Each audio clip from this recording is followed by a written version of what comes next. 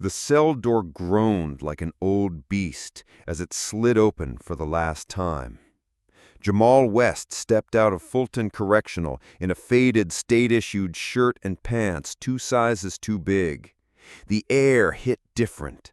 5 years in prison didn't just steal time, it carved something out of you, something irreplaceable. But Jamal hadn't just survived, he'd transformed. The guards didn't make eye contact. Maybe they were ashamed, maybe just indifferent. None of it mattered anymore. Because in Jamal's left pocket, tucked deep inside a law book worn at the spine, was a plan. Not for escape, for justice. He took a deep breath as he passed through the last checkpoint. The sky stretched out in all directions, bright, blinding, and so open it hurt. He adjusted the cracked glasses perched on his nose, clutched the duffel bag filled with court transcripts, notebooks, and legal drafts he wrote on commissary paper, and walked through the rusted gate. Outside, leaning against a beat-up red truck, was Isaiah Creed. "You look like hell, West," Isaiah said, with a grin that didn't quite reach his eyes. "But you made it." Jamal smirked. "Takes one to know one." Isaiah tossed him a cold bottle of water. He caught it mid-air. That moment, small as it was, felt like reclamation. Isaiah Creed was once a cop, not just any cop. He'd trained under the same man who destroyed Jamal's life, Officer Matthew Klein. Now Creed was a whistleblower turned advocate for wrongfully convicted black men. He saw through the badge and into the rot beneath, and he had no doubts Jamal had been framed. "Still want to go through with this?" Isaiah asked as they climbed into the truck. Jamal didn't hesitate. "I've waited 5 years. I didn't lose everything just to walk away." He didn't have to say Klein's name. It hovered between them like smoke in a room that once caught fire. 5 years ago, Jamal was a second-year med student with a spotless record, son of a teacher and a retired Army nurse, worked part-time EMT shifts, lived on caffeine and ambition, until one night a routine traffic stop turned into a nightmare. Klein found 2 bricks of heroin taped under Jamal's seat, or so the report claimed. No prints, no prior record, no motive. Didn't matter. The jury took one look at Jamal's skin and another at Klein's uniform, and the rest was history. 5 years for possession with intent to distribute. But while his body sat in a cell, his mind was on fire. He earned a paralegal certification behind bars, devoured law books, studied the nuances of evidence tampering, chain of custody errors, and the way rogue cops manipulated the system. By the time his appeal was denied, he knew one truth deeper than anything. Matthew Klein had done this before, and he'd do it again. The key wasn't revenge, it was exposure. "You sure the tech's ready?" Jamal asked as they drove through the city. It looked the same, gray, angry, indifferent, but he knew better. Every corner had eyes, every alley ears. The sting required more than surveillance. It needed a target, someone Klein would see as weak, alone, and easy to pressure. That role would fall to Rico, a young man who'd done time for petty theft but had since gone clean. Rico owed Isaiah a debt, and he was brave enough to risk this. They staged a scene. Rico, driving a borrowed sedan in a known hot zone, parked on a street where Klein had made multiple suspect arrests. A small, empty package was placed under the passenger seat. Nothing illegal, just enough to invite a search. Then the trap was set. Jamal and Isaiah sat in a van 2 blocks away, eyes fixed on the screen streaming live footage from Rico's hidden camera. It was late afternoon when the black and white patrol cruiser rolled up. Klein stepped out, the same cocky swagger, buzz-cut, mirrored sunglasses. He tapped the driver's side window with his flashlight. Rico rolled it down. "What are you doing here, son?" Klein's voice was calm, almost casual. "Waiting on someone?" Rico answered nervously. It wasn't acting. "You from around here?" "No, sir." Klein leaned in, sniffed dramatically. "Smells like weed in here. There's nothing—" Before Rico could finish, Klein opened the door and yanked him out.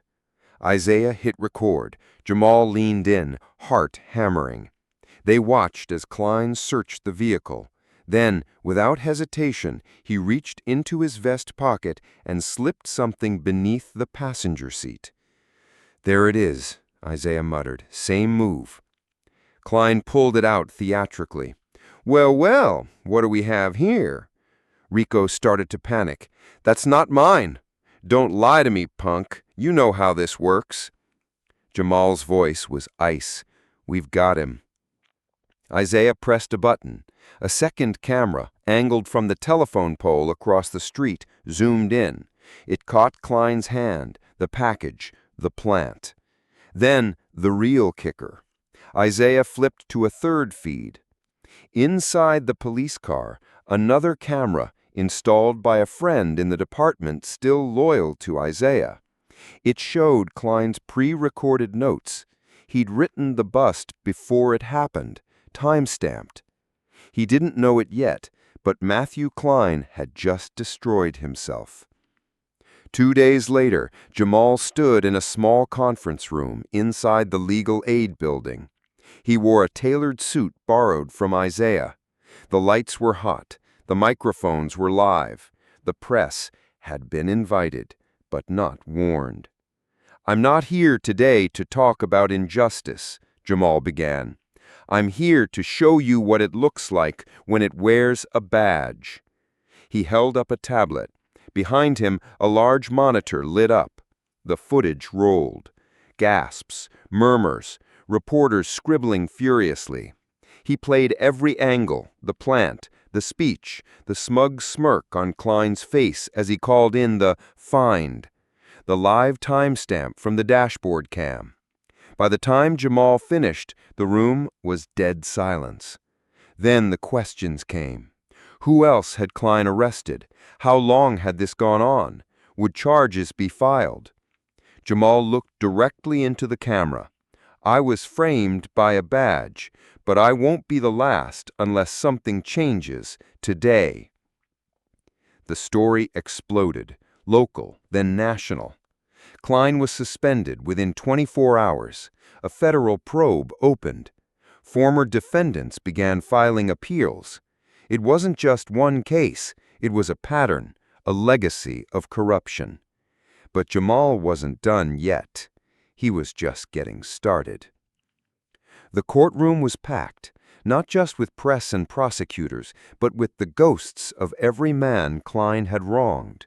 Mothers, sons, friends, even hardened ex-cons sat in silence, eyes fixed on the defense table where Officer Matthew Klein sat for the first time not behind a badge, but behind a wall of shame.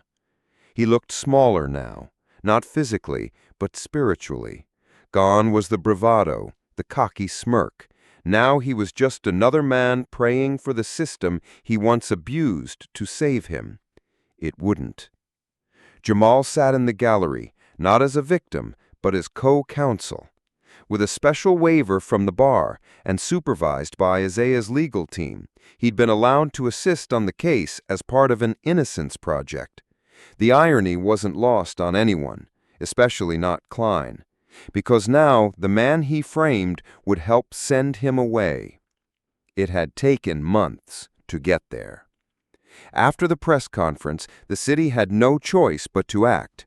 The district attorney, sensing political heat, launched a full-scale investigation.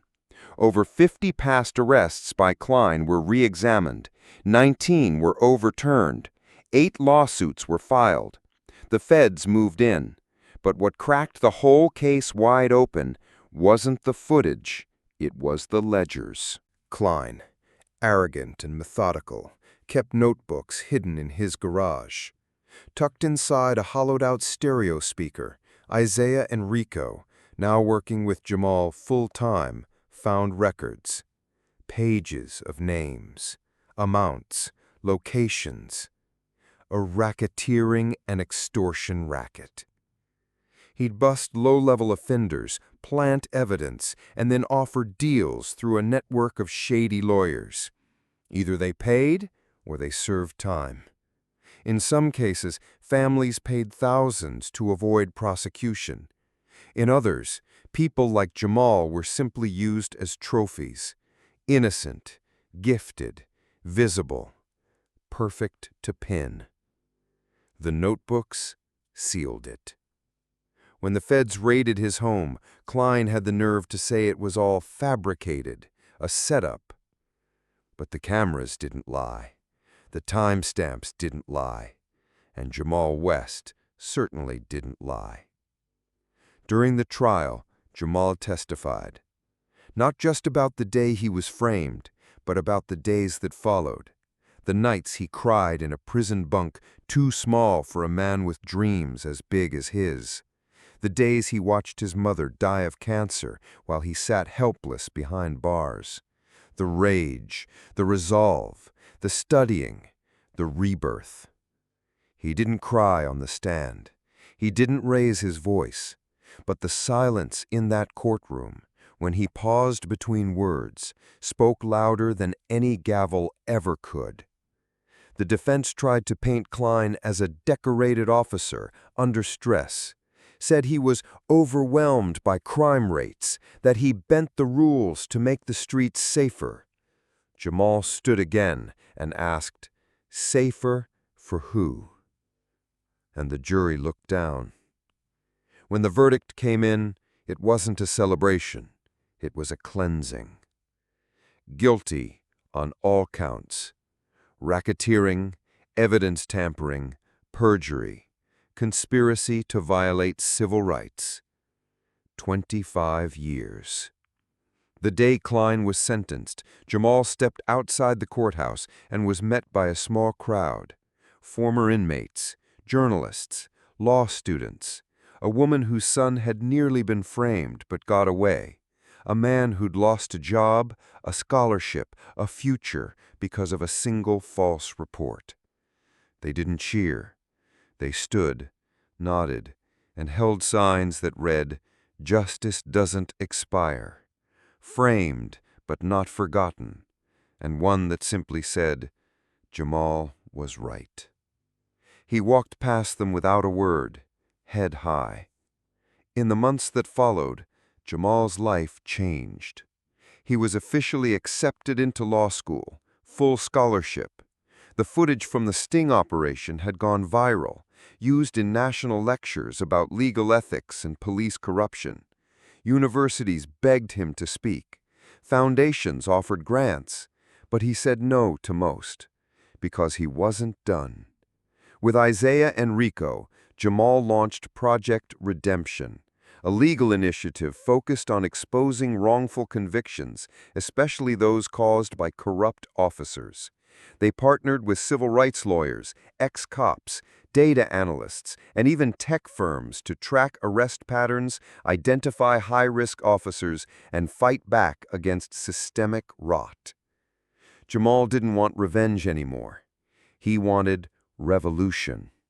One case at a time, one lie dismantled at a time. He returned to the prison, once, Fulton Correctional, this time as a guest speaker, walked past the same gates, past the same guards who looked at him differently now. Inside, he stood in front of 200 inmates. He held up the same tattered book of case law he once studied under flickering lights. "I don't know all your stories," he told them, "but I know this. Your past doesn't define your justice. You do." And the room erupted. Later that night, he visited his mother's grave, placed a single rose, pulled out his diploma, earned while behind bars, and rested it gently beside the headstone. "I did it, Ma, and I'm not stopping." As he stood to leave, a soft breeze rustled the trees. It felt like peace. For the first time in 5 years, Jamal West walked away without looking over his shoulder. He'd been framed by a badge, but he rebuilt himself with something stronger: conviction.